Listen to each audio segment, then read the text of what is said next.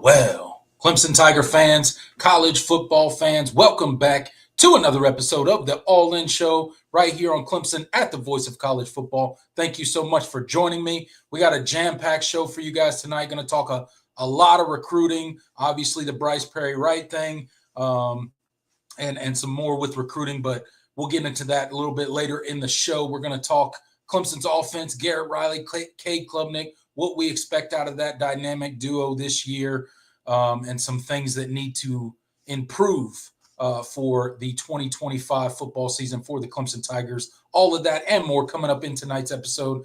But if you are not subscribed to the channel, please go ahead and hit that subscribe button for us. Really helps us out. We're on the road to 6,000 subscribers, and your help with that would be greatly appreciated. We got a couple ways that you can support the channel now. We have channel memberships. Got a couple members already signed up, supporting the channel on a monthly basis. We appreciate each and every one of you that choose to do so. We also have the super chat feature available for you guys. But if that's not something that you can or are willing to do, that's fine as well. Just get into the chat section, get your comments in, hit that like button, especially on these live videos. Really helps us out, guys. Helps grow the channel. And then share the video with all your college football friends, family, anybody that you know that likes to consume college football content. Send them our way right here for the All In Show, and we would be happy to have them. They do not have to be a Clemson fan, although it helps. No, I'm just kidding. And with all of that said, and without further ado, I'm going to bring on my co-host, Jordan Bowman. What's up, brother? How you doing tonight? Good, man. Hope everybody had a awesome 4th of July weekend. Uh, Everybody was safe. Hope everybody came out of it with all their limbs attached. Right, Um, right. because otherwise, I All mean, the fingers and toes. All the fingers and toes. yeah, especially the fingers, because we need you guys to be able to type. Um, That's right. Those are important. those are important. But seriously, hope everybody had a fun weekend. However you chose to celebrate it. And it's been a pretty interesting week for the Tigers on the recruiting trail, and obviously some news that went their way and some news that didn't go their way, and we'll talk about both of those tonight. So I'm really excited to get into it. Yeah, absolutely, man. Hope everybody, like you said, had a great 4th of July weekend. Enjoyed time with friends or family or however you choose to celebrate it. Saw some good fireworks. I didn't set any off myself, but went to a baseball game and saw some great fireworks. So it's always fun. Love celebrating the 4th of July. So appreciate each and every one of you being here tonight. Like I said at the top of the show, hit that like button for us. Really helps us out on these live videos, helps grow the channel for us, and bring more people in to discuss college football and Clemson football, which is the goal of this channel. So with that said, Jordan, I guess let's give a quick shout out to the comment section. Those of those of those that have already gotten in there and got their comments in there, and then we'll kick off the show tonight and get started. I know we're up against a time clock tonight. You got some stuff to do. So let's go ahead and not waste any more time and get started. John Sarian first in the chat tonight. Thank you so much for being here, brother. One of our OGs, one of our moderators. Thank you for everything that you do. My friend Pete is in here tonight, and author Moss is in here as well. One of our channel members. So shout out to you, author. Appreciate you. That little symbol by his name lets us know that he supports the channel on a monthly basis. Thank you so much for your support in that way. And with that said, Jordan, let's go ahead and kick off the show tonight. Obviously, we're going to talk a lot of recruiting tonight, and we're going to start off with the commitment of none other than 2027 quarterback Kharim Hughley out of none other than Gainesville, Georgia. Clemson fans should be very familiar with the high school down in Georgia, Gainesville, Georgia. That is where the elite product Deshaun Watson came from and brought us our very first national title in a long time. So everybody knows the pedigree and the legacy that he left. And then we got another guy, another 4-star big time quarterback commit out of the state of Georgia today in Kharim Hughley. Really excited about this guy. Not your biggest guy, not going to blow you away by his measurables or anything like that. I think he checks in at 5'11". They got him listed at 190 pounds right now. But a baller. You turn on the tape, this dude's a baller, an absolute just playmaker, a guy that is not afraid to stand in the pocket and get hit and deliver the ball. But tell us a little bit about Kharim, Jordan, and what Clemson fans are getting with this commitment, and how excited should they be for the future of Clemson quarterbacks in this Garrett Riley system? Yeah, I mean, Kareem's recruitment was kind of an interesting one. If you guys have been following the 2027 developments in Clemson's recruiting class, especially as far as quarterbacks go, they had 4 quarterback offers out. That's not something that you typically see from Clemson, but you've started to see it in the last couple of cycles. Really being aggressive, and being proactive in terms of getting offers out there, especially proactive as far as Clemson recruiting standards are concerned. As you know, Peyton Houston was obviously the biggest name that Clemson had out as an offer, but you also had Teddy Gerard and Trent Seaborn who got offers last week as well.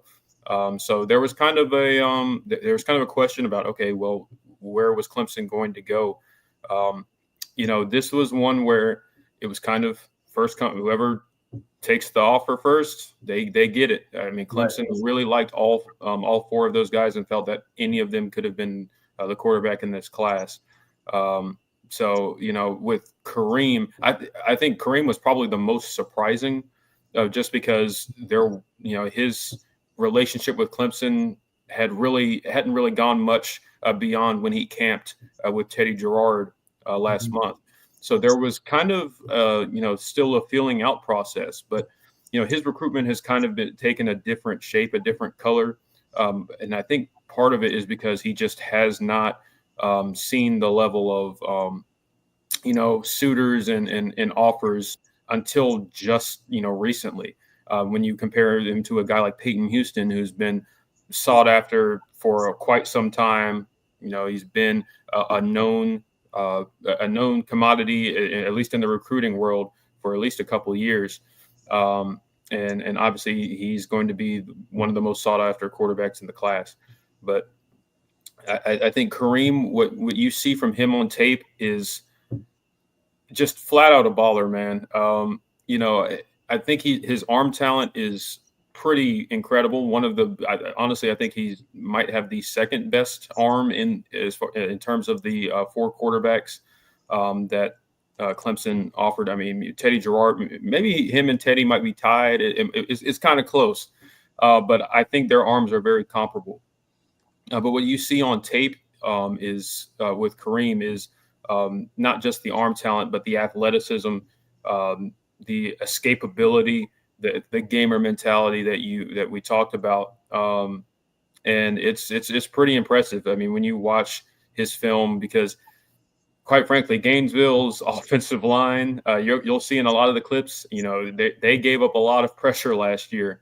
And he was able to make things happen, and he made some absolutely incredible throws. The first throw on his sophomore tape is him taking a massive hit while throwing a beautiful deep over route to a receiver for a touchdown. Like it doesn't get much better than that. I mean, standing in the pocket, delivering throws, but also having that ability to escape and make plays with his legs.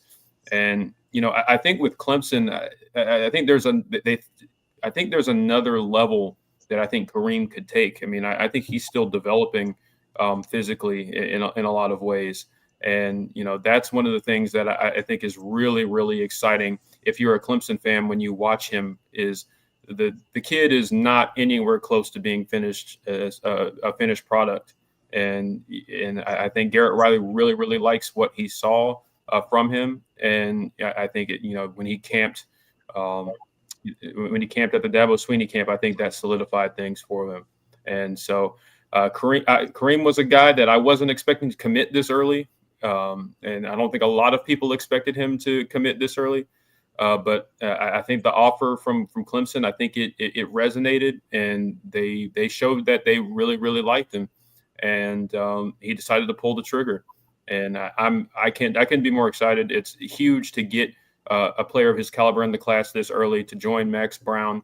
I expect them both to be really, really strong recruiters for this 2027 recruiting class. So again, just a massive get for the 2027 class. And you're really starting to see the shape of Garrett Riley and the imprint Garrett Riley is leaving on this quarterback room, and how it's developing. Obviously Cade Klubnik will be gone after this year, but and Chris Vizina has been in the class or been in the building since Garrett Riley got there.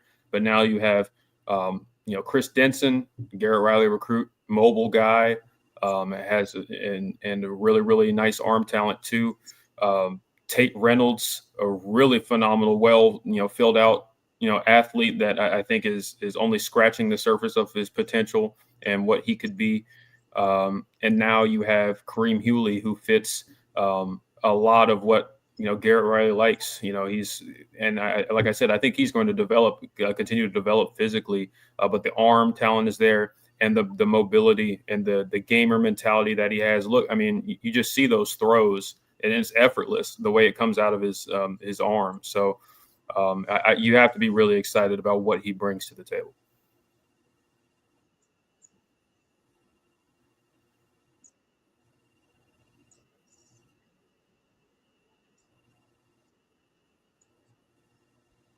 Yeah, absolutely, man.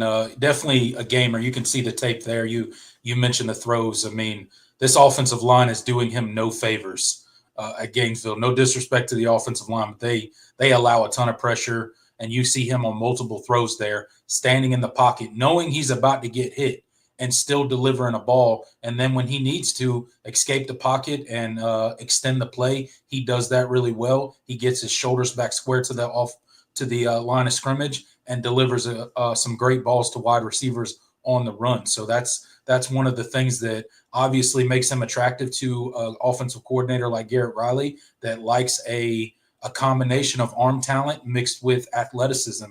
And I think that's exactly what you get in Kharim. You get that talent, that athleticism, that ability to extend plays, that ability to pick up a first down when need be with his legs. But he doesn't necessarily lead with his athleticism. You see the throws that he makes there. He's constantly looking downfield in order to make plays with his wide receiver in the throwing game, or in the passing game, I should say.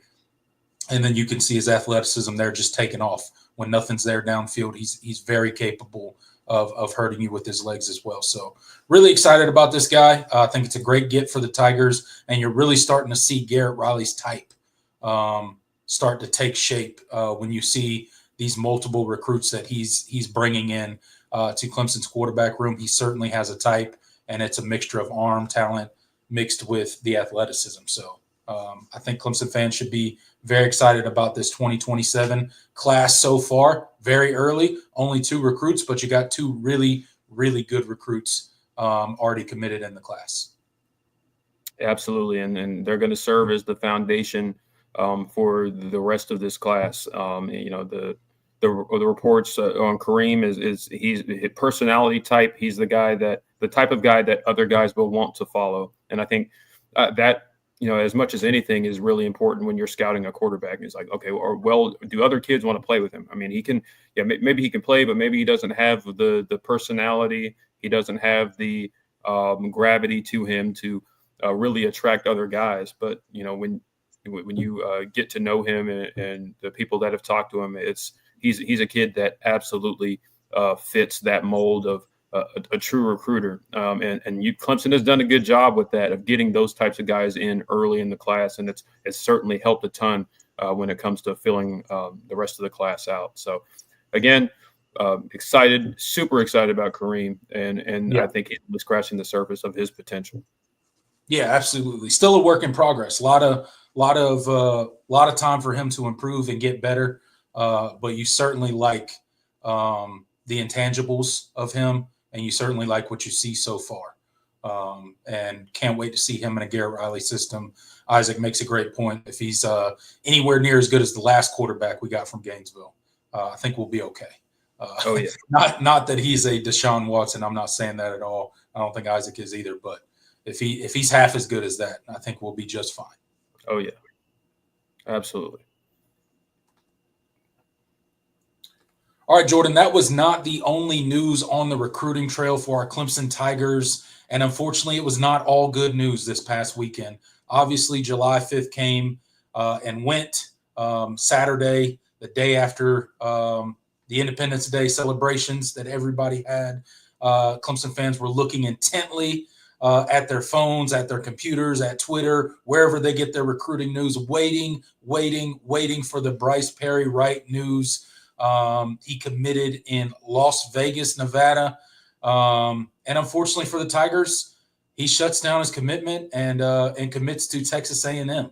I think this is not a total surprise to everyone in the Clemson program, but certainly a commitment that hurts, right? It's a loss that really hurts. It's a loss. We talked about it the week prior to, leading up into his commitment date, I should say, and talked about how this would be the type of recruit to take you from a really, really good class to an elite recruiting class in 2026. Unfortunately, that's not going to happen. He shuts it down. He is now going to become a Texas A&M Aggie, unfortunately.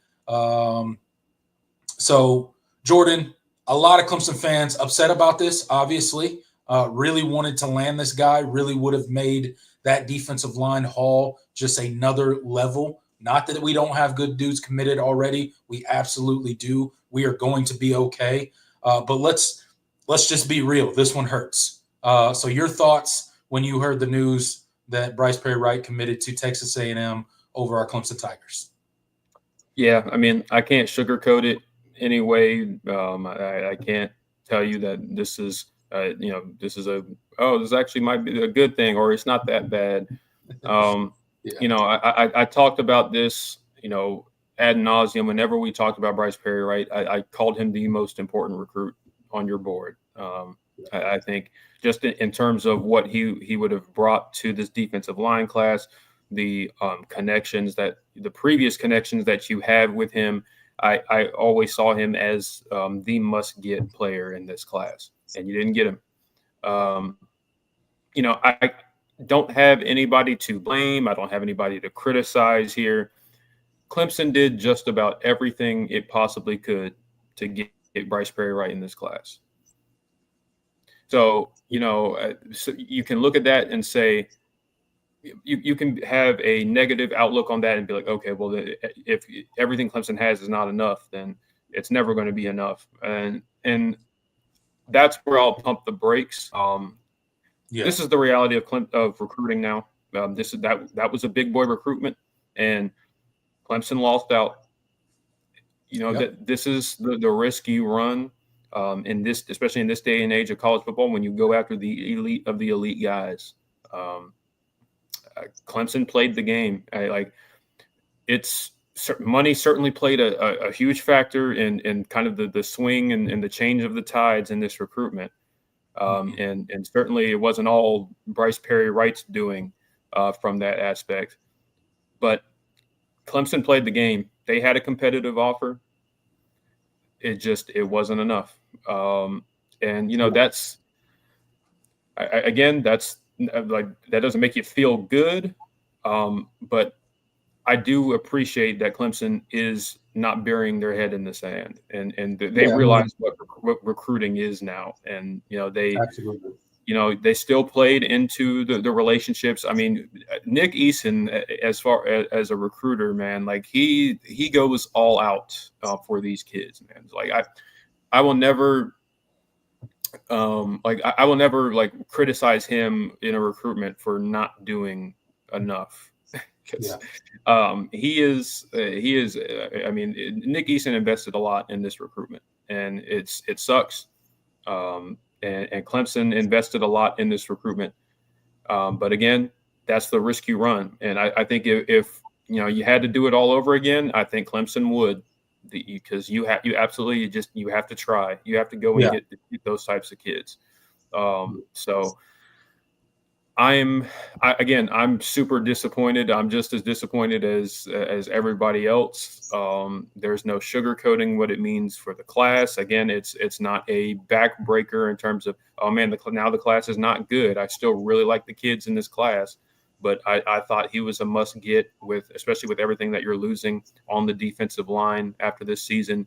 I thought adding him into the mix as a true freshman, which they were selling him on, I think that would have been really big for Clemson, kind of reloading from that aspect. So I don't have much to say, like big picture things about, oh man, Clemson needs to do this or do that. I think they did what they were supposed to do.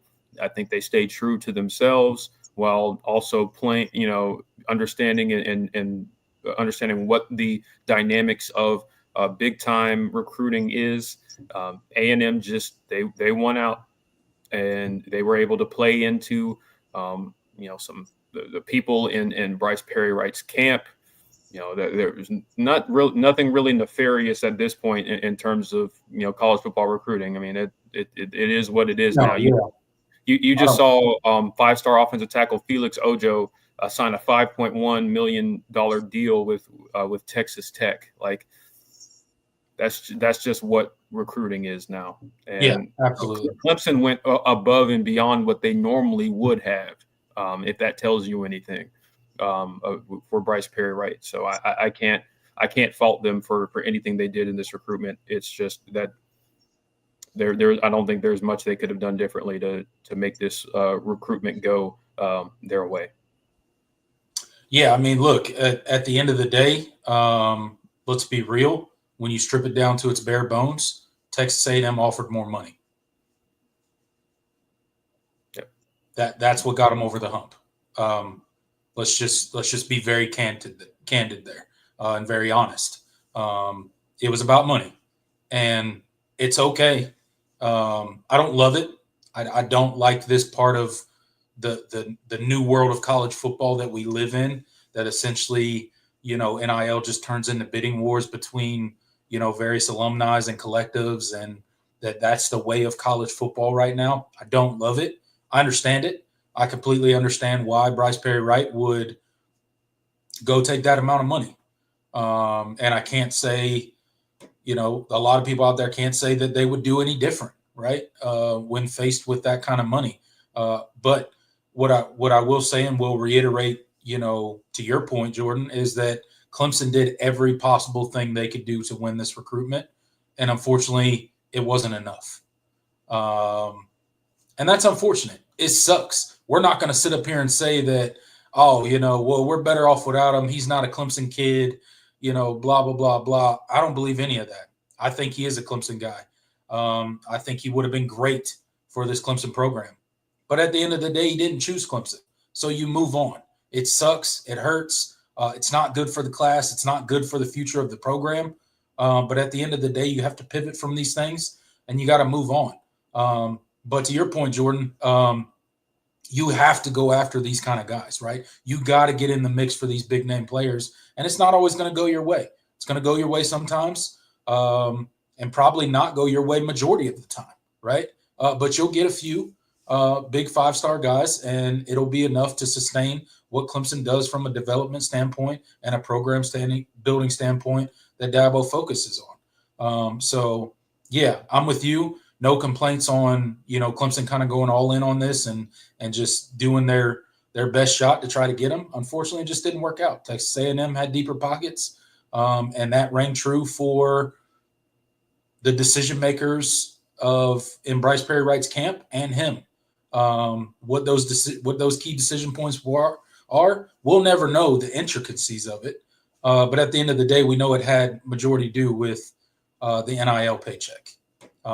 Unfortunate that that's where we're at in college football, but none of us can change it. No amount of sitting up here and complaining about it is going to change it. Texas A&M didn't do anything wrong. They're playing the game that's allowed to be played in college football right now. So here we are. And Clemson will pivot. What they'll do at the defensive line position at this point, I don't know. Will they pivot to another guy? Will they look to fill via the portal? Don't really know what they're going to do right now. But obviously they will pivot and go after something else. So yeah, wish him the best over at Texas A&M. No ill will towards the guy. I don't dislike him. Wish he would have made a different decision, but again, wish him the best. Yeah, and Paul does make a good point. The one thing I will say, Texas A&M is not D-line U. I will criticize, I guess, Bryce Perry-Wright in one way. I don't care how much they paid you. You know damn well they are not DLU. Get up out of here with that nonsense. Look at Clemson's track record. Just go look at the defensive lines in the NFL right now. How many guys from Texas A&M you see? A decent amount, but not to the level of Clemson. Not to the caliber that Clemson puts in the NFL. Not to the first rounders. Not to those high-level draft picks that Clemson puts in the league. And that's what you're looking to be is a first-round draft pick. Let's be honest. But again, new coach, new regime there. We'll see. Yeah. See if it pays off. But they're still not defensive line university. Yeah. Not even close. They're not even in the conversation.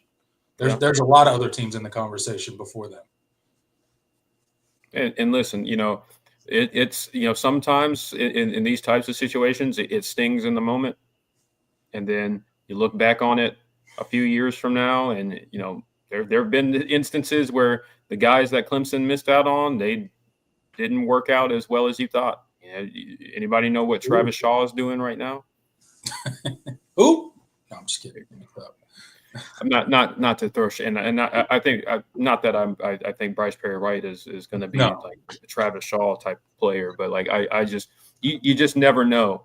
it happens. Yeah. Recruiting is still a crapshoot at the end of the day, and the star rankings can only tell you so much. They don't prescribe anything about Right. how good a player will actually be when they get on a college campus. So, Yeah. but you still go after them because the numbers, the data says you're more likely to get a really good player when you go after those kids than not. So that's just the reality. Yeah, absolutely. So that's the unfortunate news out of Clemson recruiting. But again, Clemson will be fine. We will move on and pivot to something else. But before we get into the next topic, guys, got to hear a word from our very own Mark Rogers. You can make a difference here at the Voice of College Football. Use the Amazon link. Financially contribute to the Voice of College Football without spending a penny. Same shopping experience. It's easy. Go to any video on any channel. Go to the description section and grab the link right next to the capital letters that say Amazon. Use that link, and Amazon will instantaneously convert to your account, settings, history, everything intact, just like whatever link you use right now. No difference. Pay no attention to the product that you see right there. Just go search what you want. Don't forget the Amazon link. Thank you for your support. Sincerely, the Voice of College Football. All right, guys, you heard Mark there. Go check out the Amazon link, okay? I know probably most, if not all of you, buy products on Amazon, buy things off of Amazon all the time. I know I do. Jordan does. So when you are shopping on Amazon, just go over there, copy and paste that Amazon link, and it helps the whole Voice of College Football out, right? It helps the channel out in a big way. Doesn't affect your price at all. Doesn't affect your checkout experience at all. Just helps support the Voice of College Football. So if you could do that, that would be greatly appreciated. We got 44 people in the live chat right now. Thank you guys so much for being here. We're moving right along through the show tonight. Got a few more topics to cover. And then, as you guys know, at the end of every show, we get into the comment section. We chop it up with you guys for as long as we possibly can. Answer your comments, answer your questions, or respond to your comments and answer your questions, I should say. So stick around for that. Get your comments in now, and we will get to them after the planned portion of the show. Again, thank you all for being here.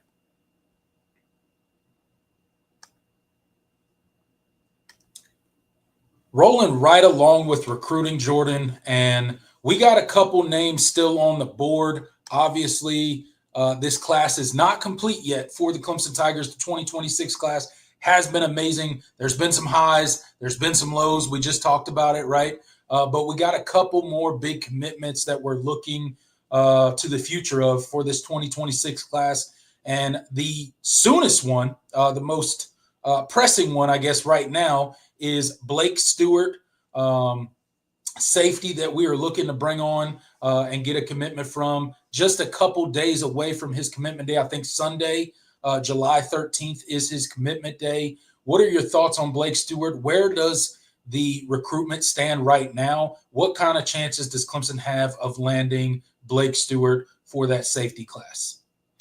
Yeah, this recruitment for Blake Stewart has certainly been very much in favor of the Tigers over the course of the official visit, cycle. He came to the official visit weekend, and Clemson had a very clear lead. And, I think through the official visits, I would still say Clemson still holds the cards in that recruitment. But Miami and Michigan have certainly, made their pushes, especially late this week. I still feel pretty comfortable picking Clemson right now. But again, you never know until the guy actually announces, because as we saw, I felt pretty good about picking Bryce Perry-Wright to Clemson a couple weeks ago, and we saw how that changed. So these recruitments certainly can change in a heartbeat, especially with NIL involved. But I still like Clemson right now, and we'll kind of see what happens when he makes his decision on Sunday. Yeah, absolutely. I feel much like you. I feel really good right now about Blake Stewart. I think eventually he ends up being a Clemson Tiger. I think he's a part of this 2026 class. I feel pretty comfortable about it.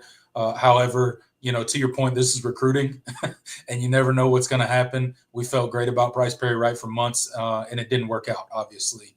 I think Blake Stewart will be a different story. I think he'll shut it down. I think he'll become a Clemson Tiger, and I think we'll get some great news this Sunday and be ready to make an awesome video. Just shouting out Blake and just excited and break down his film a little bit and talk about what he's going to bring to the Tigers. But that's what Clemson fans should be looking forward to this weekend. The Blake Stewart commitment. I think it'll happen Sunday. So guys, stay by your devices wherever you get your recruiting news, because I think we're going to have some really good news come this Sunday. So excited about that. All Clemson fans should be. Another, probably the biggest name that we have left out there on the Clemson board anyway, is none other than linebacker Tyler Atkinson, Jordan. He recently cut his list to 4, I believe. Clemson is obviously included in that list. This is a guy that if people remember, like the beginning of the year, I should say, not the season, the beginning of this year, when Tom Allen just came on board and Ben Boulware had just been promoted to linebackers coach and all those changes happened. We weren't even in the conversation. Tyler Atkinson wasn't even thinking about Clemson. And Ben Boulware goes out there and makes Tyler Atkinson a priority and basically just keeps beating his head against that wall until he gets him on campus, right? And now suddenly we are in the top 4 of a guy that wasn't even considering us in January, right? So that's exciting.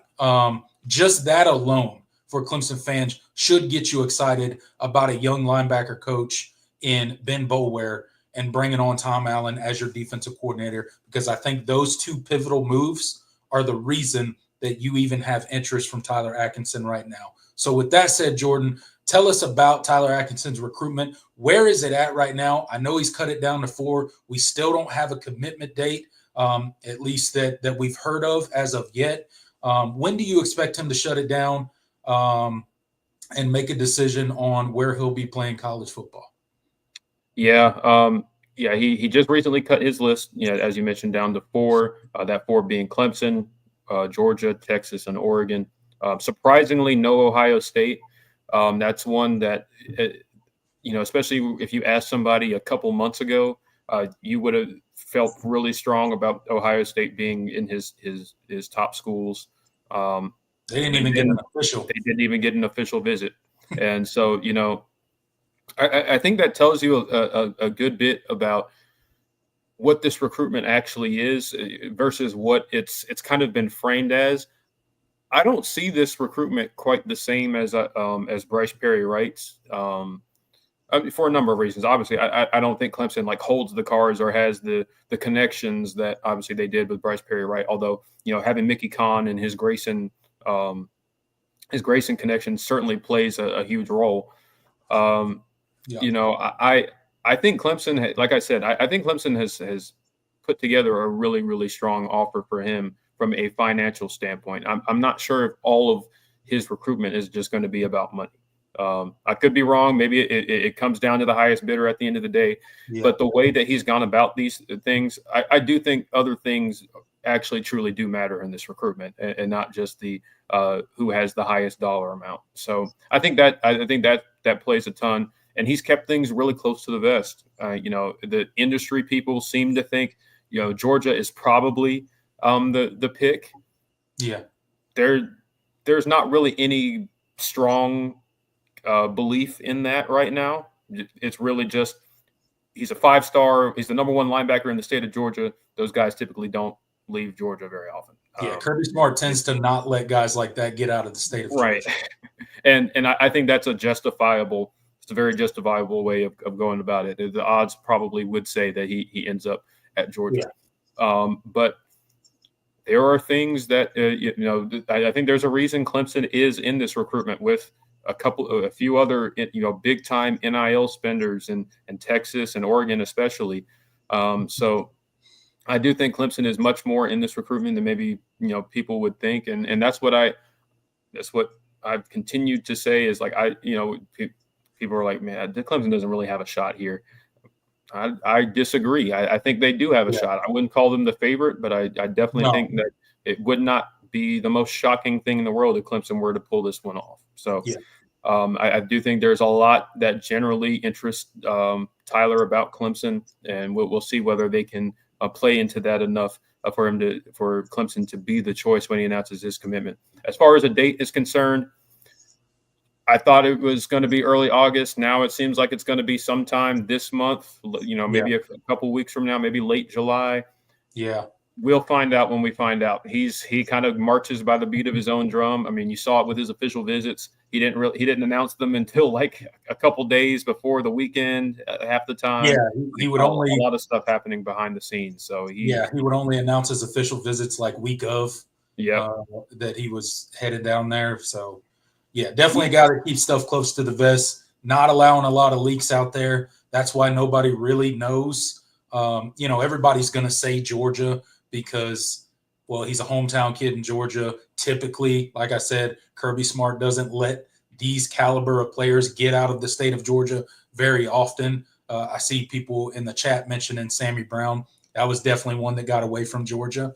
And Tyler Atkinson could be another one that Clemson could steal out of the state of Georgia. But I get the sentiment that Georgia's probably the logical pick there because of all those circumstances. But at the end of the day, when you see I want Clemson fans to understand just how much of a pivot Clemson has made on the recruiting trail and how much of a priority that they are now making. And they're being smart with their NIL stuff. You're starting to see, and I know we lost out on Bryce Perry-Wright, and that was tough. That's a tough pill to swallow, right?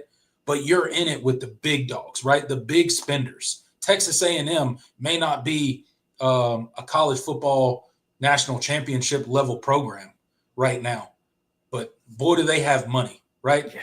And then you look at the group that we're in it for with Tyler Atkinson in Oregon, massive NIL spender. Texas, massive NIL spender. Georgia, to a lesser degree, but they'll throw some NIL money out there as well. I don't think they don't throw it out there nearly as much as a Texas and an Oregon, but they get the national championship discount.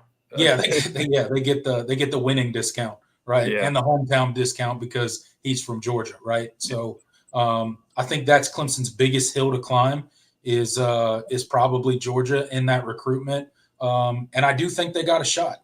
And there's something to be said about mentioned in that top four with those big NIL spenders, because let's be real. Clemson's not offering the same amount of money as those other schools, but there's something that Clemson is offering that's at least appealing enough to him to put us in the top four, right? Do we ultimately end up with Tyler Atkinson in the class?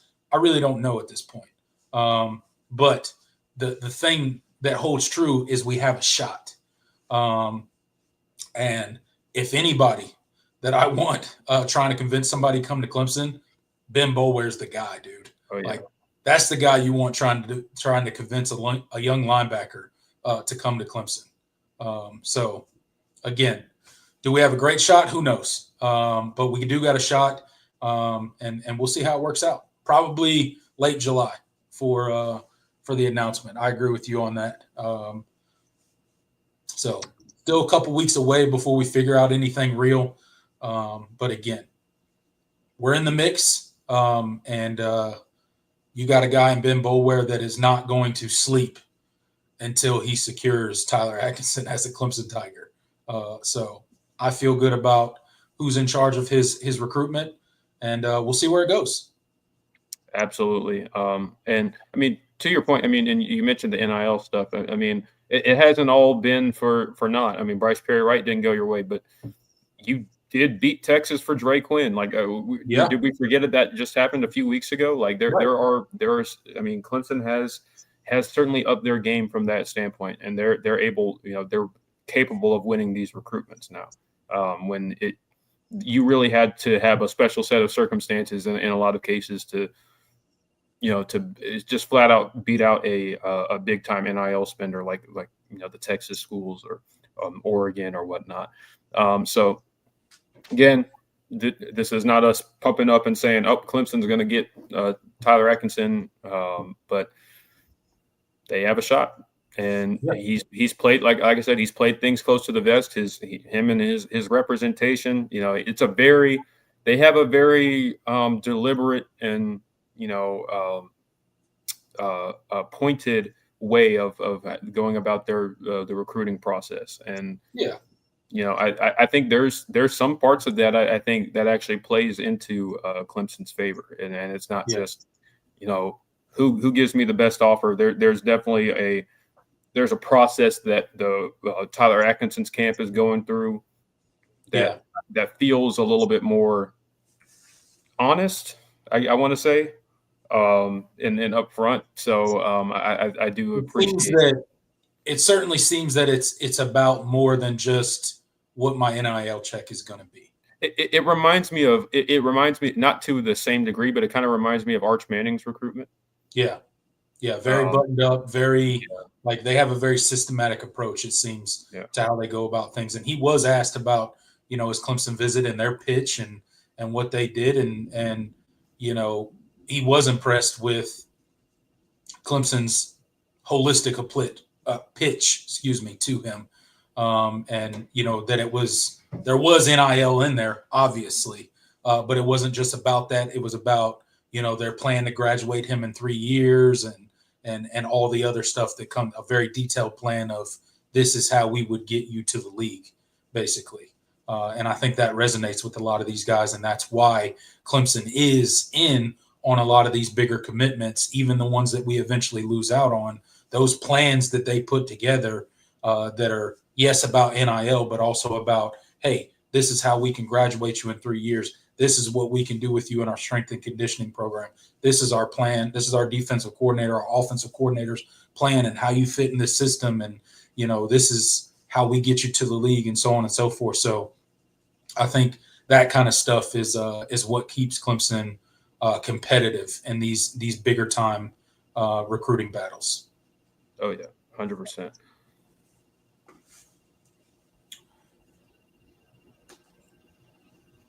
So we'll go ahead and leave recruiting there, but I'll tell you where you can find a bunch of recruiting news and a lot of other college football news as well.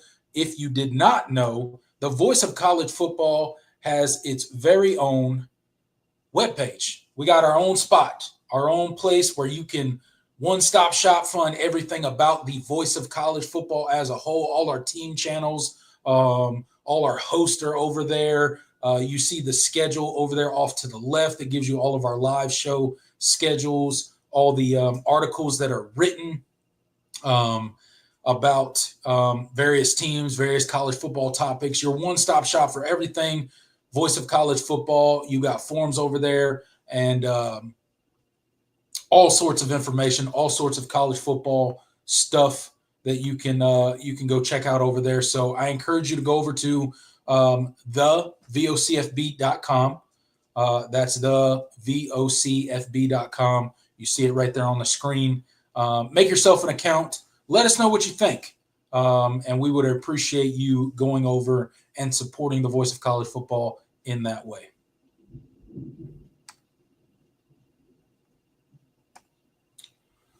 All right, guys, we got 36 people in the live chat right now. We got one more topic we're going to talk about tonight, and then we're going to transition to your comments, your questions, and what you want to talk about for the rest of the show. So stick out with us.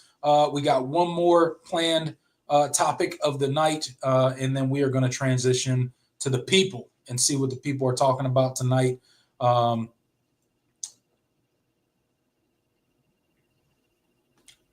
Jordan, obviously, 2025 is a pivotal year for Clemson football.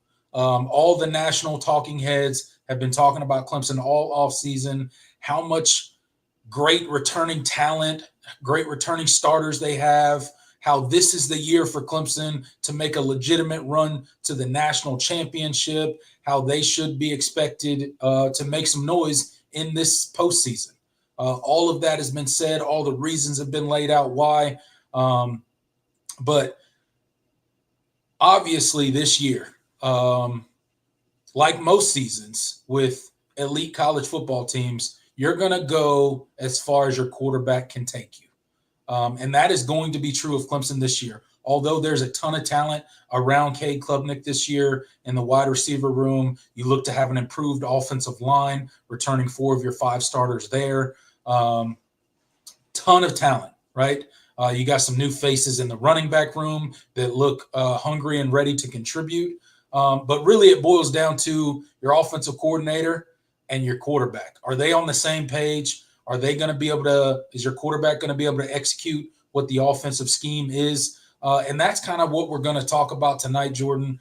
Does Garrett Riley need to trust Cade Klubnik more? Obviously, last season, Cade Klubnik did a complete 180 from his first season starting as the Clemson quarterback. His first season was bad. Let's just be honest. He was a turnover machine. He made a ton of mistakes. He forced the ball. He didn't have a great understanding of what he was doing out there. And then the offseason came, and he just grinded.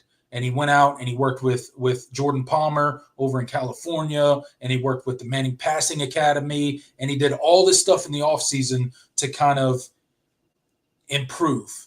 And then he came out last year and improved in a big way. Obviously, the first game of the season, notwithstanding, that didn't go great for Clemson. However, you could see the progression as the season went on, culminating with that Texas game, that playoff game that Cade played with the secondary that was probably one of, if not the best secondary in the country last year. Did not allow a lot of touchdowns, did not allow a lot of yards, and they were just kind of locked down. They had a lot of good players, cornerbacks and safeties alike, and Cade Klubnik in the latter part of that game really carved that defense up. So, Jordan, tell me, does Garrett Riley need to trust Cade Klubnik more? Do they need to turn Cade Klubnik loose and allow him to play and make decisions as the senior quarterback that he will? What are your thoughts?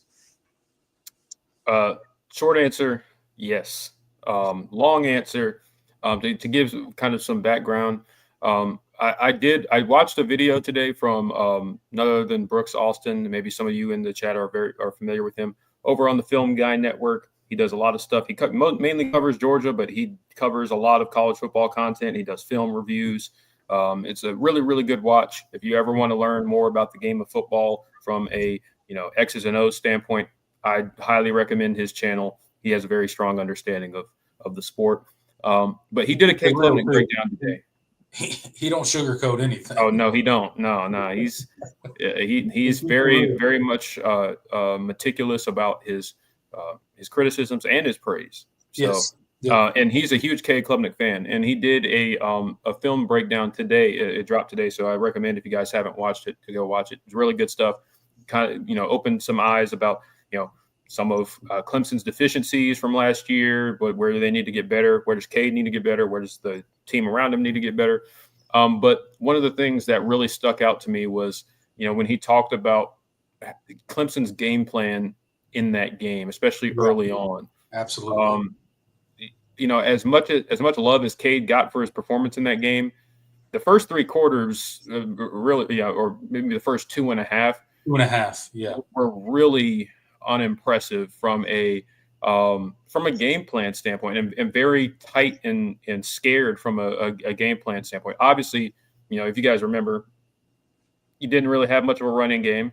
Phil Maffa was a shell of himself. Yeah. Adam Randall moved to wide receiver. Jay Haynes tore his ACL. Adam Randall moved to running back. Yes. Jay Haynes tore his ACL in the ACC championship game. And so you were kind of in a really, really tight, tough situation in terms of, kind of your personnel and your ability to generate a run game against one of the best defensive lines in college football that Texas had. But I do think that, when you watch that game, and this is something that Brooks pointed out, it was very tight. There was a lot of dinking and dunking. There wasn't a whole lot of pushing the ball downfield. It seemed like it took too long for Clemson to start letting things loose, and then it started midway through that third quarter, or towards the back half of that third quarter. Yeah, I mean, they finally started to just push the ball downfield, and the concepts were curated to get guys open down the field. Mm-hmm.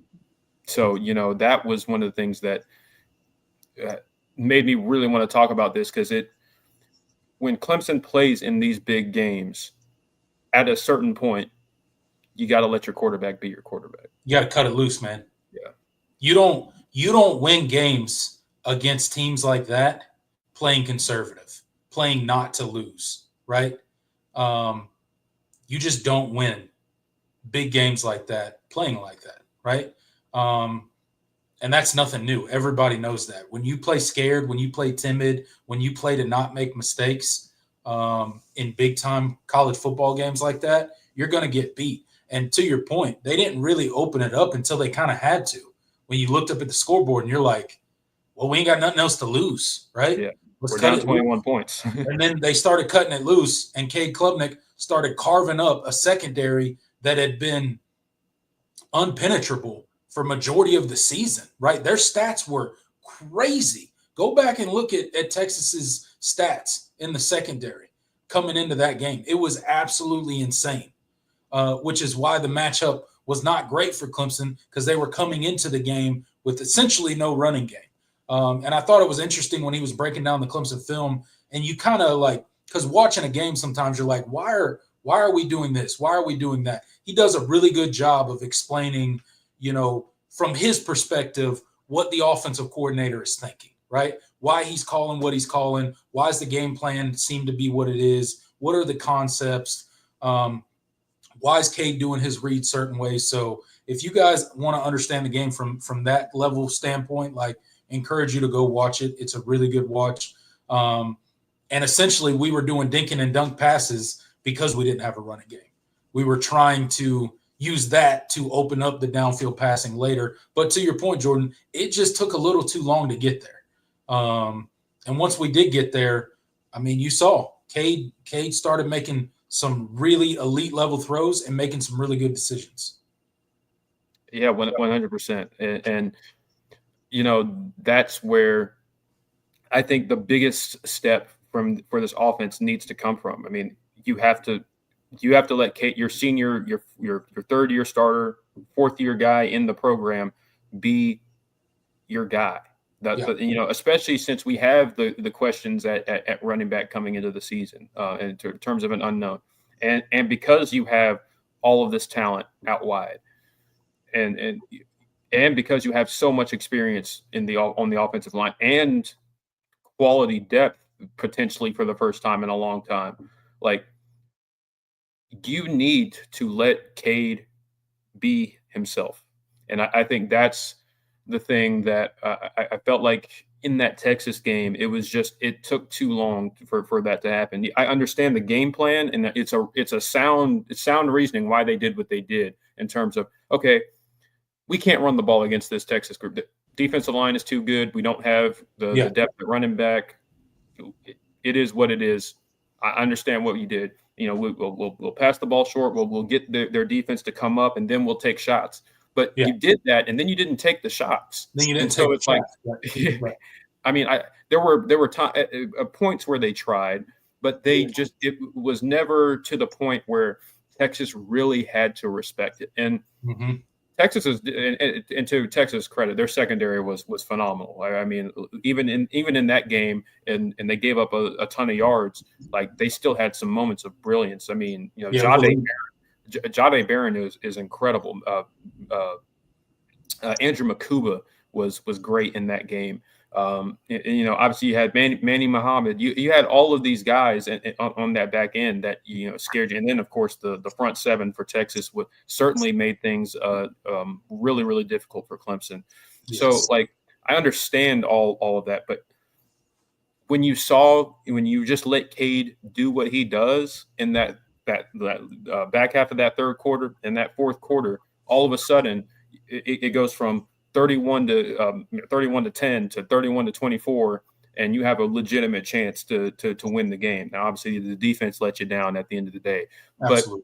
But, like, you had that if you had come into that game with that mentality, maybe the defensive performance notwithstanding, you have a better chance, and you're not having to dig yourself out of the hole that you had to dig yourself out of in the back half of that game. And it's that's if this team is going to win a national championship, if this team is going to make a playoff run, that's got to be the first thing that carries them. It's got to go through Cade. You got to let Cade be Cade and do what you brought him in to do.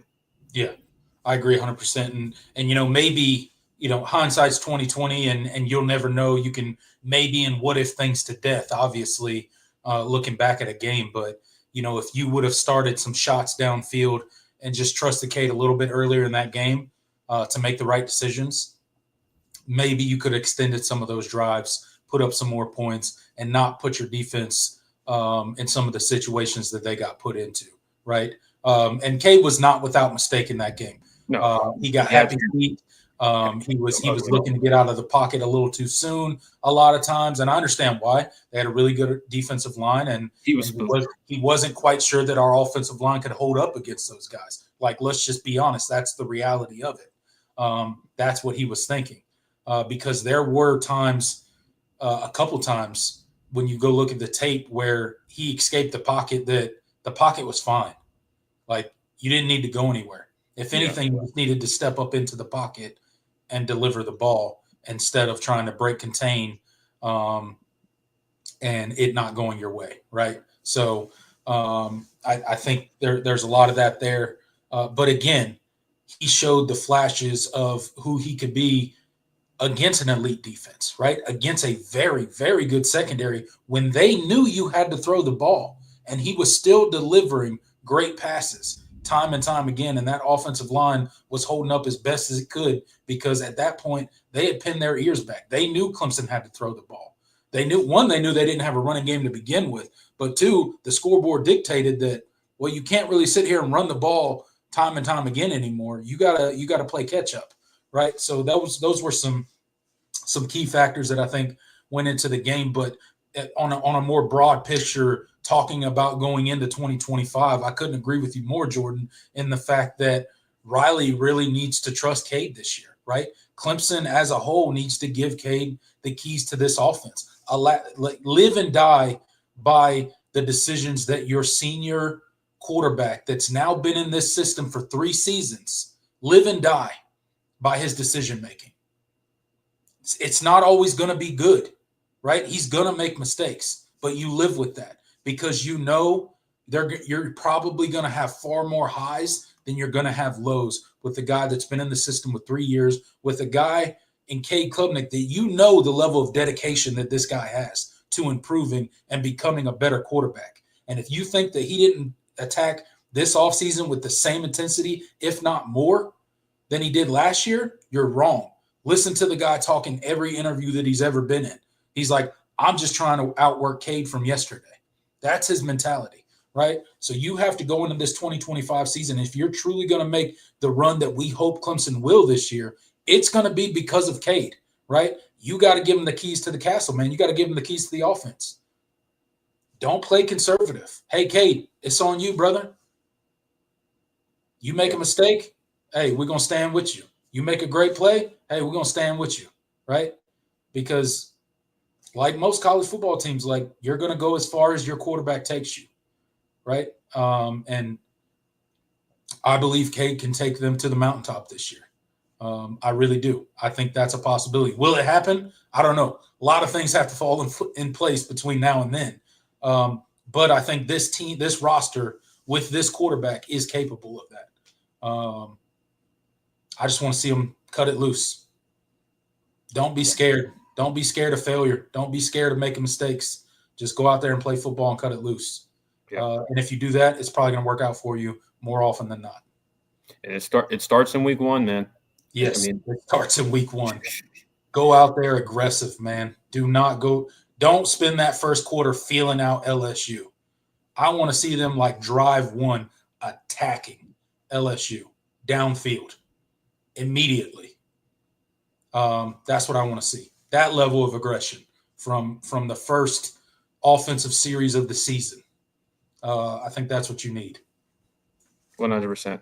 And because you saw what happened when Clemson just they played they played like how they wanted to and how they view themselves as. I mean, they did not go into last season thinking, oh, okay, we're just gonna, maybe hopefully we're gonna be able to be good on offense. Like, when this team was allowed to be, when the player and when this quarterback was allowed to be himself, that's when good things happen. And I understand why there were times where Clemson was afraid to let Cade be himself, because Cade being himself in 2023 was a lot different.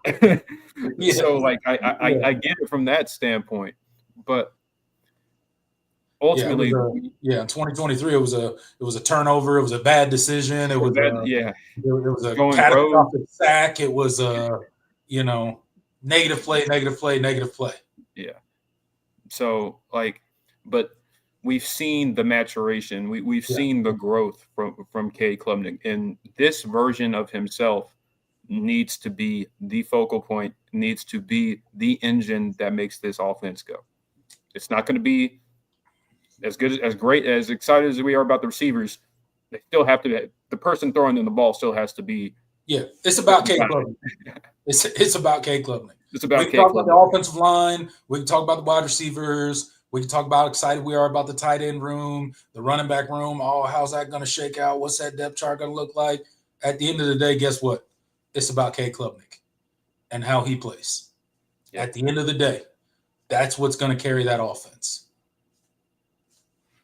Simple as that, man. So give him the keys and let him cook. Let him cook. It's not all going to be great, but a lot of it will. If you just let him go out there and ball out. Yep.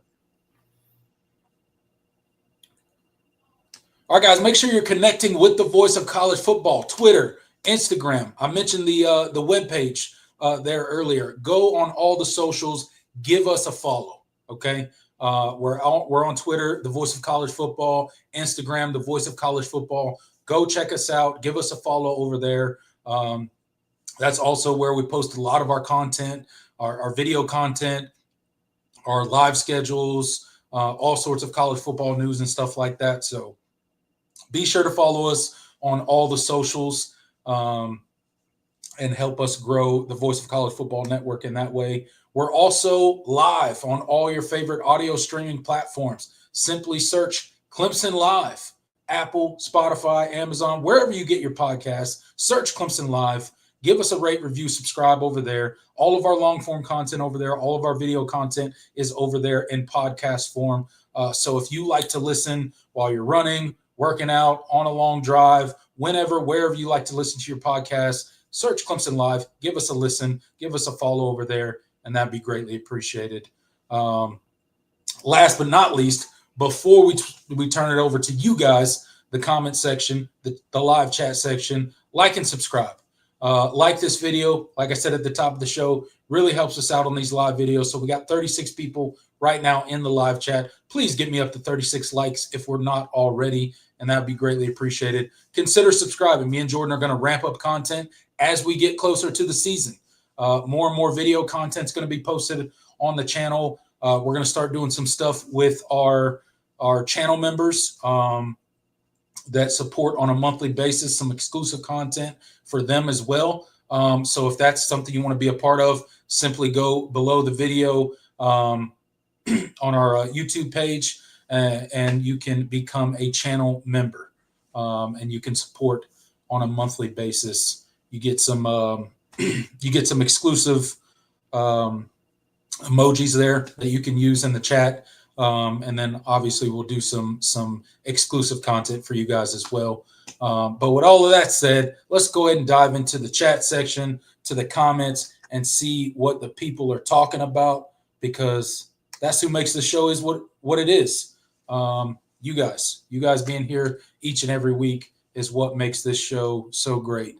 So let's see what you guys want to talk about. Absolutely. We're going to start out with Isaac Smith. He says, it looks like Peter Woods has gotten in phenomenal shape this offseason. Have y'all seen his recent picks? I have. Yeah. Yes. He looks is lean.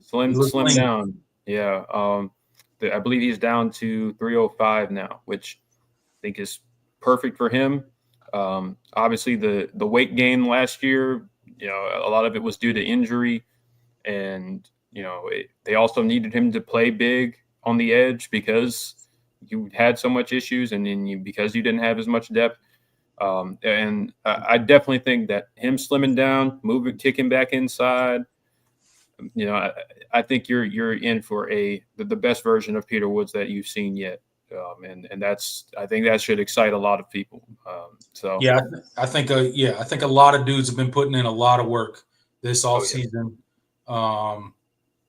specifically in the strength and conditioning department. I retweeted Ben Boulware's post from earlier today about the linebackers and their body fats and where they're at and how much weight they've lost, how much muscle they've gained, and all that kind of stuff. And it's, hey man, I think Sammy Brown's down to like 16% body fat right now, which is crazy.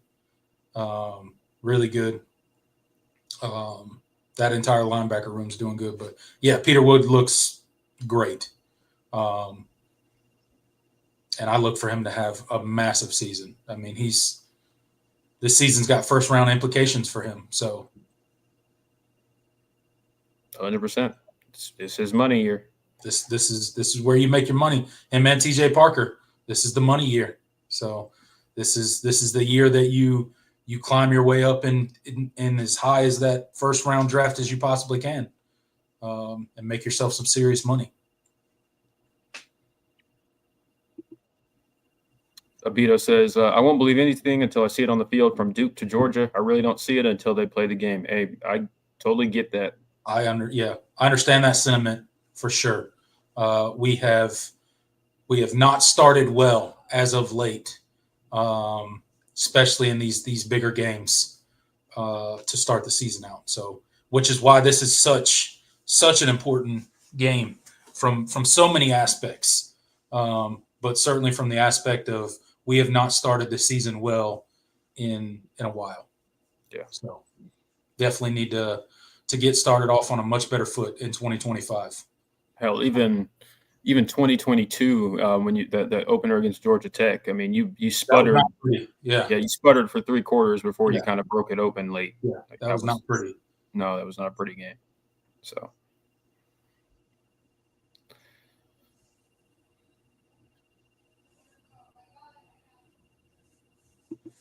John says moving Woods back and forth was the bigger problem from the front 7, in my honest opinion. Yeah. It wasn't conducive to him being the best version of himself. That certainly was true. That, and he got banged up, and I think second game of the year, man. He had some injury troubles, and then put on a little bit of weight due to the injury troubles and stuff like that, and moving outside was not the best thing for him. I think it's something that he can do, but what's best for Peter Woods is being inside on the interior of the defensive line. You turned a truly elite player into a pretty good player. Yeah. And that's unfortunately due to your shortcomings at the defensive end position. Yeah. He graded out really well last year. Like, I mean, he was good. He was very good at defensive end, but that's not what you needed. You needed elite. Yeah. And he gives you that on the inside. Absolutely.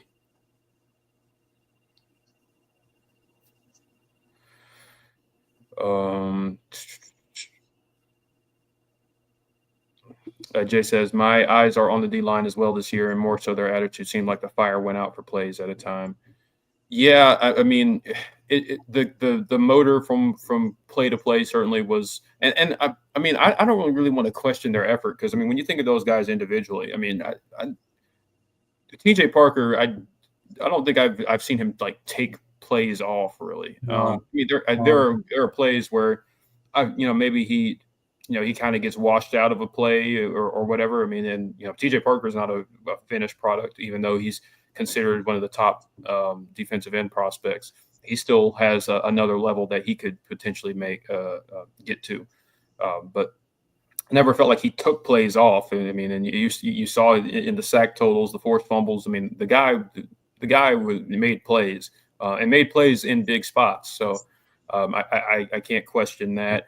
I mean, I've never questioned DeMonte Capart's effort. I've never questioned Peter Wood's effort, but you just didn't have enough from a health standpoint. I think it certainly hampered just their ability overall. I mean, Capart was in and out, Woods was in and out. Peyton Page was fairly consistent for you, but even then he dealt with things. Trey Williams, who's now at Michigan, like you just didn't have the continuity that you wanted. And then of course you weren't really truly able to lock down that other defensive end spot until, you saw he had, Cade Denhoff, gave you, competent, I guess, at times snaps, but wasn't to the level that you needed. I think Jaheim Lawson came on later in the season, but you didn't have a complete unit for the year, and that's you certainly didn't. You had depth issues the entire season, and injury issues with those, elite guys that you did have. You had injury issues, so it just didn't work out last year. But I do think the defensive line is in a much better position this year. With the addition of Will Helt, I think you have locked down that other side of the defensive line. So now Peter Woods can solely focus on the interior of the defensive line. Not that he won't slide out for any plays. Obviously, that can happen, but he's mainly going to be focused on the interior of that defensive line with DeMonte Capart as the first two guys that are going to run out there. And we'll see what the depth behind them does as far as carving out a rotation. But you just hope that you stay much healthier this year than you did last year, because you were not healthy last year at all. Yeah, and you could see it. Yeah, and I think I guess that's more what Jay means. It's like they just seemed drained. Like it wasn't like they weren't trying. Like it just a lot wasn't going right for them at times. Yeah, and I think part of it was frustration, right? Yeah. Of giving up big running plays and not just things not going your way. I think a big piece of it was guys getting frustrated about the lack of production on the defensive side of the ball, because everybody over there is not used to that, right? Like that's like Clemson's calling card. Like you can guarantee every year, mark it down. Yep, Clemson's going to have a pretty good defense. And that just wasn't the case last year. So frustration sets in at some point in time. Yep.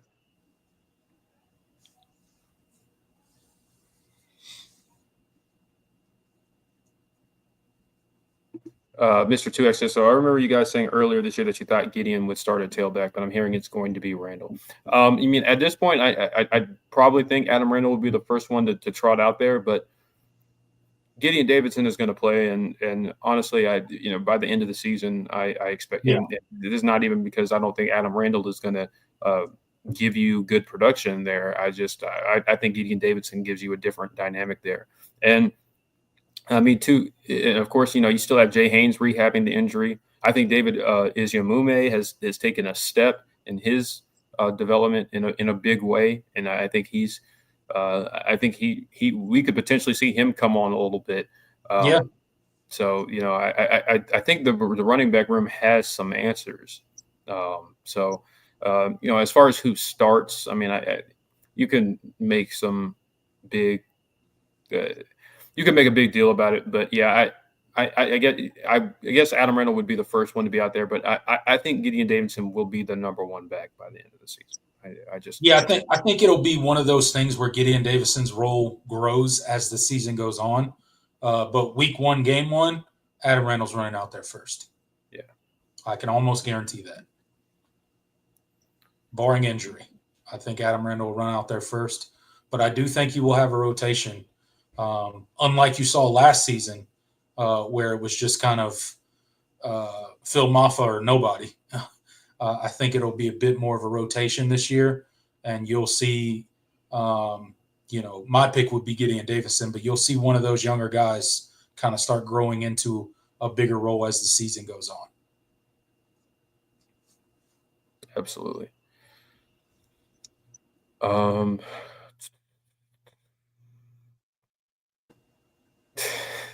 Jason, I'll continue to say Reynolds got 2 plays to let my quarterback get blindsided, and I'm over the experiment. Yeah. Randall, he better block 6'4", 220. You better block. Yeah, that shouldn't be a problem for him. Now, is he going to have the ability to recognize the protection and stuff like that? Again, that we'll see. That tends to be the toughest transition when you're talking about running backs coming from high school to college, is the protection standpoint, right? Like most of your really elite running backs, your young running backs, they're ready to run the football. Like running the football is not the problem. The protection is the problem, and the reason that they don't get on the field when they're super young, right? Yeah. That's why most of your really good running backs don't see the field very much their freshman year, because they're still trying to figure out protection. So that's a good point. How quickly will Adam Randall be able to pick up all of the protection schemes that Clemson will be running? Yeah. That remains the good thing is, running back protection is different, but you're still blocking, and I do think have a great understanding of the offense already. So, yeah, you are learning a new position, but you're not learning a new offense. Right. So I think that's important to mention as well. I think he'll be okay. His size certainly says that blocking should not be an issue. But, again, we'll see.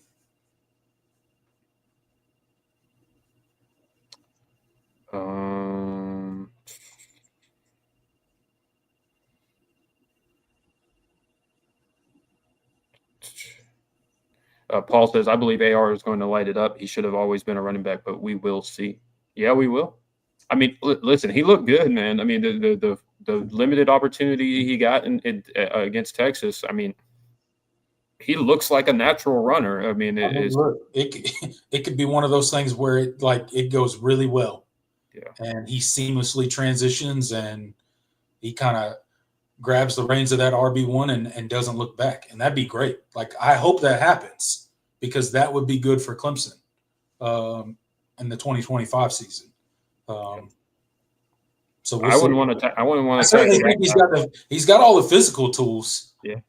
To be a good running back. I wouldn't want to run. Yeah. That dude coming downhill at you? No, I'm good.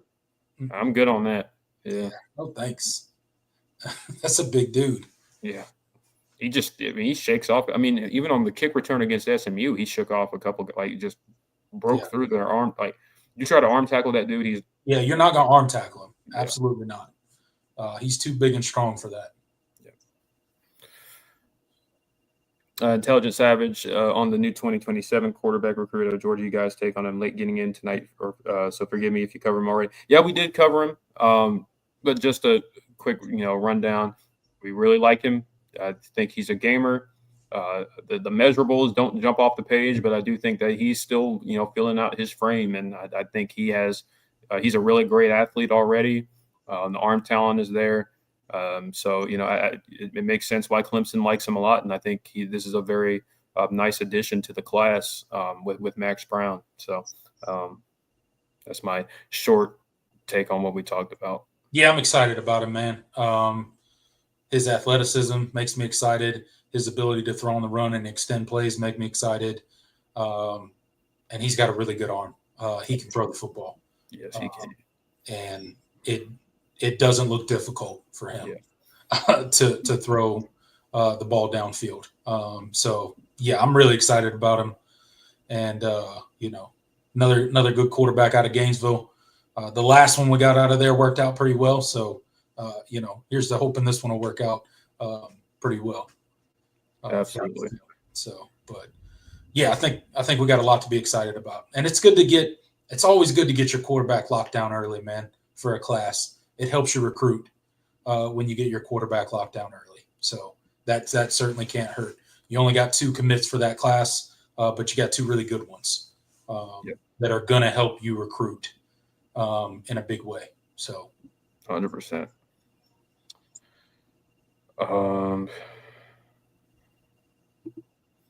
Paul, he says, what percentage improvement do you think we can expect from Tom Allen in year 1, particularly versus the run? Yeah, that's one of the biggest questions, isn't it? Listen, the adage in football coaching, especially when it comes to defense, it's simple, but it's hard. Mm-hmm. Like, it's not a complicated thing. Defending the run is not complicated. And I think you have guys individually. You have a lot of guys individually that are very good football players and understand football and are very, very, very naturally good, gifted football players. I think when you have that in the room, things should take care of themselves as far as implementing what you want them to do. Yeah. And so from that standpoint, I do expect significant improvement. Yeah. It's really hard to be worse than they were last year. Clemson ain't been that bad against the run in a long time. Yeah. And I expect that to be a blip on the radar as far as Clemson defense. Do they make a complete 180 and get back to like elite run status like they've been in the past? I don't know if one off season you do that, but I feel really good about it. One, from an intensity standpoint. You've added now 2 coaches to that coaching staff on the defensive side that are pretty much maniacs in Tom Allen and Ben Boulware, right? So, like, from an intensity standpoint, from like an effort standpoint, I don't think you're going to have any issues this season with that. I also like that Tom Allen is about simplifying your schematics so that your players can play with instincts and play with speed. Right. And Clemson's got a ton of that in that front 7, right? Oh, yeah. A ton of guys that have really good football instincts, and they're big, they're strong, they're fast. So if you can allow them to play free, they're probably going to make far more plays than if you have this super complicated scheme where they got to like think through calculus in 0.7 seconds before, the quarterback decides what he's going to do with the ball. Right. So much like you, Jordan, I expect a very significant improvement of the defensive front 7, especially when it comes to stopping the run. I would be surprised if Clemson doesn't improve significantly in that department this season. Oh, yeah, 100%. That's Tom Allen's MO. Everywhere he's been. Everywhere he's been. And if you look everywhere he's been, year 1, he gets results.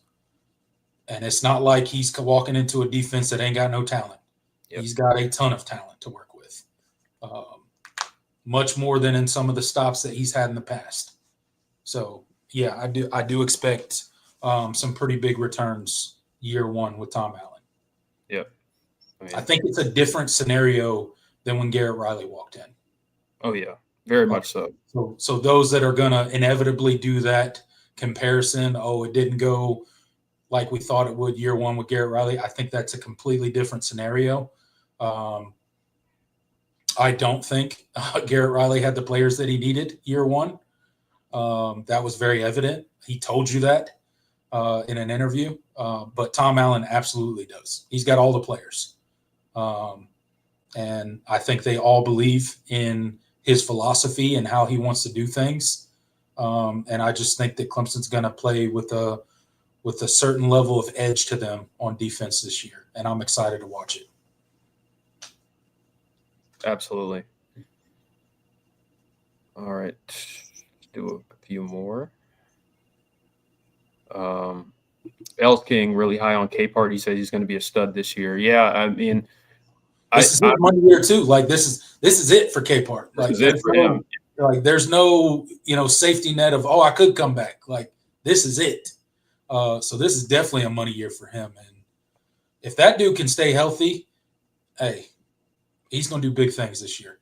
I agree with you. I agree. Absolutely.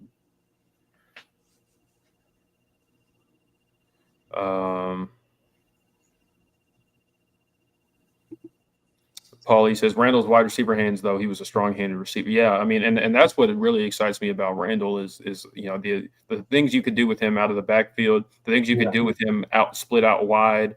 You could have a pseudo five wide receiver type thing where he takes the place of a running back, and you leak him out of the backfield into the flats. Yeah, I mean, he could do some damage. Oh yeah. He could do some damage. He can run. You get him matched up, a favorable matchup on a linebacker or a safety. A nickel. Like you could. Yeah, a linebacker trying to cover Adam Randall. Good luck. Yeah, good luck. Good luck, brother. That's not going to work out too well. It's really not. John says, I'm really excited to see Stefan and Burley's progress this year. We have a good idea about how good Woods and Cade Park will be. Yeah, I mean, and that's ultimately going to determine how good truly Clemson's depth is. Because, I mean, Peyton Page is gone. Trey Williams is gone.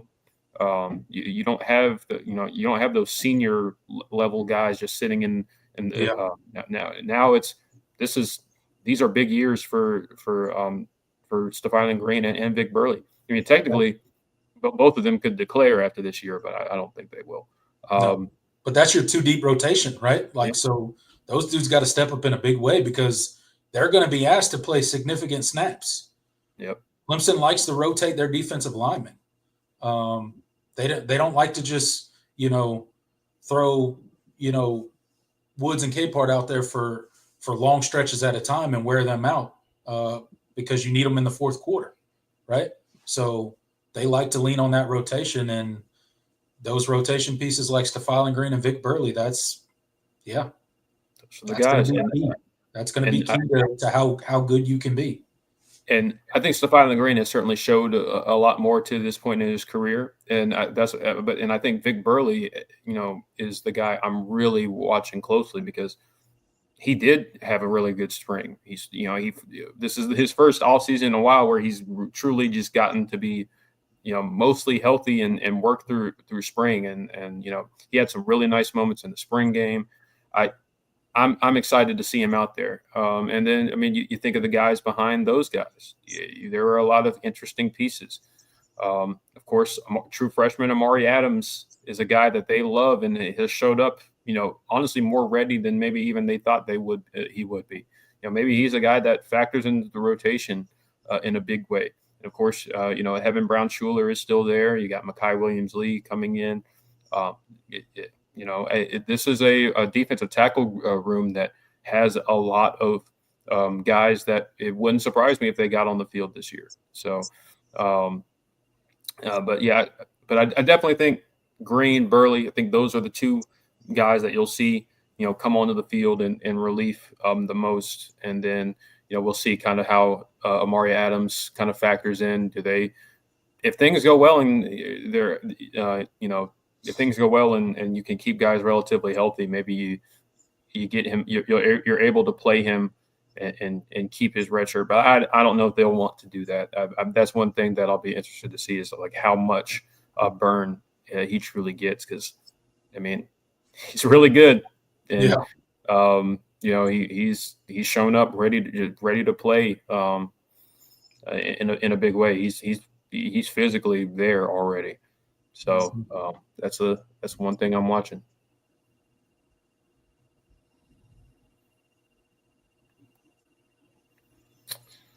All right.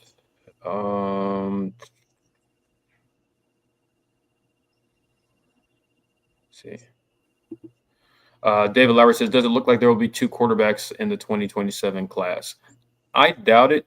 I haven't gotten any indication that they plan to take 2. I truly the 4 quarterbacks thing. I think it really was just they liked all 4 of them enough to want them potentially in the class, and they said whoever takes the offer first, they gets it. First come, first serve type of thing. So that offering that many dudes, it kind of puts pressure on each of them because they know it's 1 slot. Yeah. So if you want to play for Clemson, might want to make a decision because we got 1 slot and 4 offers. So I think there is a benefit to doing that sometimes because it can put a sense of urgency on some of the people that you're recruiting, that they know other people are considering taking that slot, especially away with quarterback. Yeah, especially at quarterback. Yeah, because I mean that they're more often than not the cornerstone of your class. They're going to be one of your lead recruiters. Like you want to get them in early. In the boat early. You want them to get it committed early so that they can start their social media recruiting of other guys. Right. Yeah. It's an important part of recruiting in college football right now is the guys that you have in your class recruiting other guys. You see it all the time.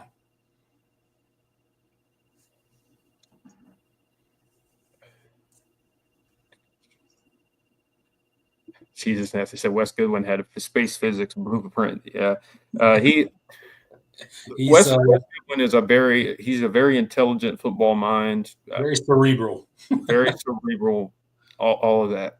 But it takes more than that to be a defensive coordinator and a coach first and foremost. And it seemed like he very much was an analyst. I think as an analyst, he's probably like an elite coach to have on your roster. Yeah. As like an analyst, just like breaking down tape and giving you cut ups and stuff to look at. He's probably so good at that. But being the main guy, being the play caller, I don't know that he was ready for that.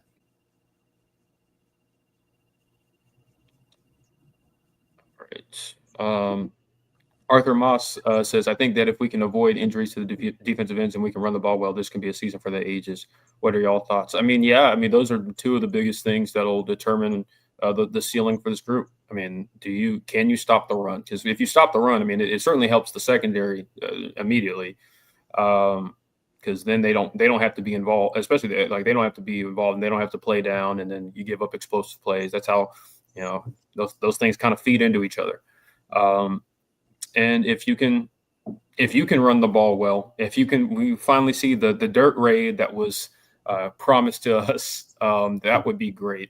I don't know if this is the year where we see it, and I don't know if that's necessarily what has to happen for Clemson to be great. I think they do have to have a running game, but I'm not upset if they're going to lean on the strength of this offense, which is Cade Klubnik and these receivers. I mean, you gotta go let them make plays. I mean, I get that aspect too. But if you can run the ball at a really high level, that only sweetens the pot a lot, and it takes a lot of pressure off of everybody else, and creates more opportunities for the passing offense. So very, very big deal.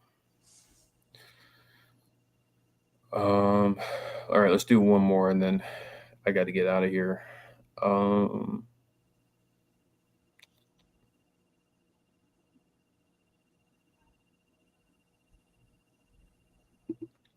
Take this one from David. He says Syracuse defensive end King Joseph Edwards entered the portal. Any chance Tigers go after him? No, I don't think so. And his recruitment was a very interesting one. I could go into the details, but there's a reason that even South Carolina didn't push for him when Clemson didn't even offer, and South Carolina offered him, but and a lot of other there's a reason he ended up at Syracuse. And when he started out as like a consent, he was like a 5-star recruit early in that class, and it ended up tanking. There was a reason for that. So I saw the numbers that he had in limited snaps. I think he had 3 sacks in 5 games. I'm hungry, I guess. But listen, there will be better options if Clemson wanted to go get somebody, get another defensive end in the portal. He's not a guy that I think moves. If they need one, they will. But he won't be it. No, he will not be it. No. Yeah. And that's no shade, but it's just reality. Those of you that follow recruiting closely and know the circumstances of his recruitment, Yeah, Clemson just not something no way. interested in. There ain't no way. And there's a reason he's leaving Syracuse. So I'll leave it at that. Good luck to him. Yes, good luck to him. All right, I think that's going to do it for us. All right, guys, got 46 people still in the live chat. That's freaking amazing. At 8:50 on a Thursday night, talking about college football in the middle of July, basically. So shout out to each and every one of you, man. Thank you guys so much for being here for the All In Show, supporting what me and Jordan do on this channel. I know we had a recent schedule change, and now we're on Thursdays. So thank you guys for making that change with us. Really do appreciate it. Excited about the season to come, guys. Like I said, got tons of content coming. Got tons of plans for you guys coming. Exclusive content for those of you that support the channel on a monthly basis. That's David. Thank you for your support on a monthly basis, as well as Author Moss. So thank you, both of you guys, for your support on a monthly basis. We'll have exclusive content for you guys coming as the season gets closer. If that's something you guys are interested in, supporting the channel in that way, simply go to our YouTube page, click Become a Channel Member, and you can select your tier from there, whatever tier you choose, and you will be a part of that exclusive group that'll receive some content throughout the football season from me and Jordan. So appreciate each and every one of you guys for being here. Thanks for just getting into the chat section, chopping it up with us. Truly does make the show. I'm serious when I say that. You guys are the ones that make the show by showing up and caring what we have to say about Clemson football and college football. So, again, thank you guys so much. And we will see you next Thursday, same time, right here, 7 p.m. Thursday, right here for the All In Show. Hopefully we will have some good news about Blake Stewart and maybe some news about when Tyler Atkinson is going to make his announcement. So we'll see you guys next week. Hope you have a great rest of the week. Have a great weekend. We'll see you next Thursday, 7 p.m. for the All In Show. Go Tigers. Later, y'all.